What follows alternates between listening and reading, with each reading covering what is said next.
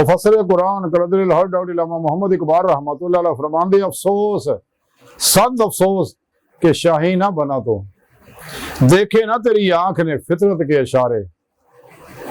तकदीर के काजी का ये फतवा है अजल से है जुर्मे ज़ईफ़ी की सजा मर के मुफाजात।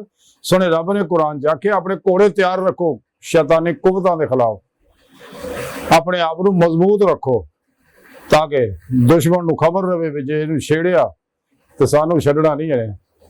कमजोरी जिहड़ी है ये बहुत बड़ा जुर्म है। इकबाल फरमांदा है जुर्म तो बचो।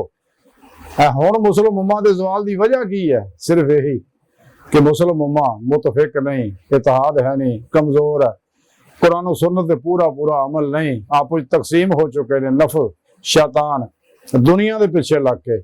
ते हुण भी देख लो मुसलमानों ने कितना जुल्म हो रहा, ते और पाकिस्तान वर्गे एटमी ताकत वर्गे होण दे